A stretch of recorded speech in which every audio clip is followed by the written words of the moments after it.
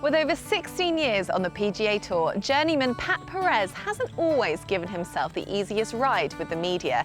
Now at the age of 41 and in the form of his life, I caught up with the recent CIMB Classic winner to hear his side of the story.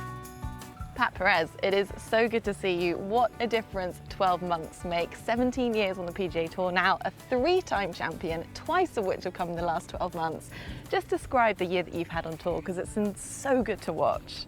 I can't believe it, because I had surgery March 8th last year, and you know, you don't know if you're gonna be able to play again until you have surgery, until you come back. So, it was weird. I healed up pretty fast. I can't believe mine was only 8.5 months. And then I got a spot in CIMB, and I finished 7th in Vegas, and I won the 3rd one. It was unbelievable that all that could happen in 1 year. Yeah. And now here we are 12 months later, 18 in the world, and it's pretty surreal.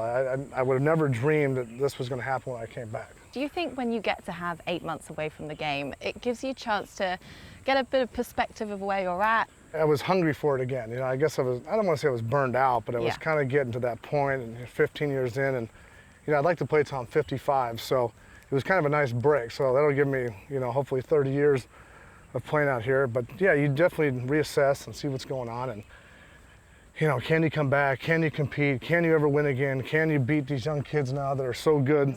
You've always been so candid. You wear your heart on your sleeve. You're not afraid to show your emotions. Has that just always been the way that you've been, and you've never worried about what really people think about you on tour? I used to worry, but now I don't really worry.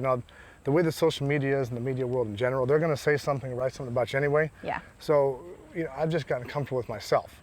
And people either like it or they don't. I get along with everybody. Yeah. And it's not like I'm out there doing things to upset people or whatever. I'm just me. You want an opinion, I'll give you the truth. Mm-hmm. And the thing is, I can take the truth by myself too. So, I get along with everybody. I love it out here, and I got a lot of great friends, and I'm just me. I've gotten comfortable being me, and I got an unbelievable wife. She's been amazing through this whole thing. We have a great time, and everything in life is just great. So it's all carrying over into the golf. Good. Well, life is pretty good. Okay, I'll let you hit your second shot. We'll catch up with you. All right. Thanks. We just kind of touched on it there about your character on the course, which has often got you a bit of a bad rap in the past. But I read your article at the Players Tribunal, and it was really, really interesting, and it was such an open account.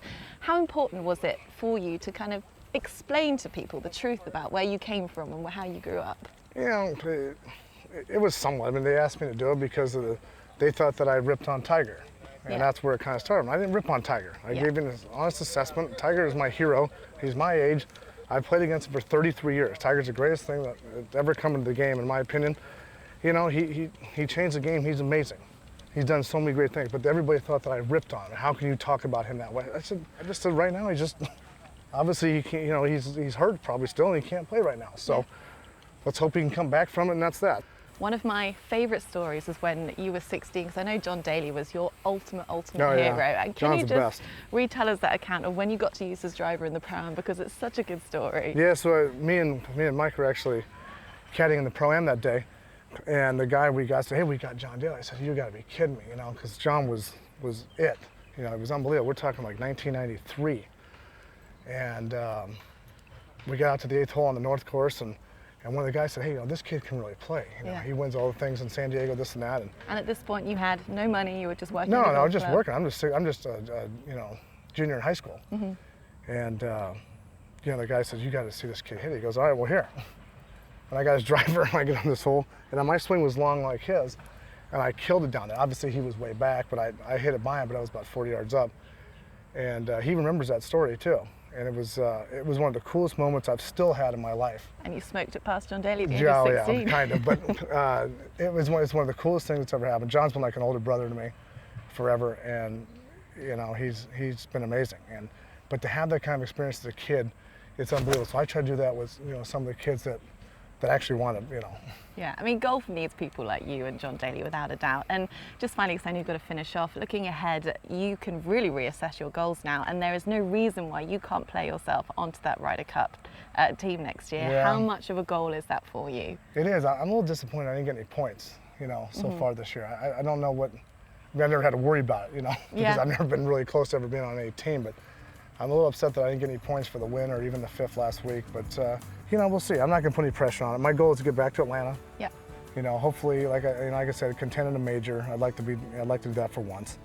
You know, the bottom line is I'm so excited to be here anyway and be in this position. Like I said, 18 months ago, I never thought I'd be standing here, you know, leading the FedEx Cup. I know it's only 3 weeks in, but you know, to win again, get to Atlanta finally, you know, have my best year ever after having surgery and turning 40. I mean, I couldn't have dreamed all this. So anything else that kind of happens from here really is gravy, you know, because that win takes me to 20 years straight on tour. Love it. Life is sweet for you, Pat Perez. Thank you so much for your time. Enjoy the rest of your week here in China, and we'll catch up soon on the next win, hopefully. You got it. Yeah, that would be nice. Thank you.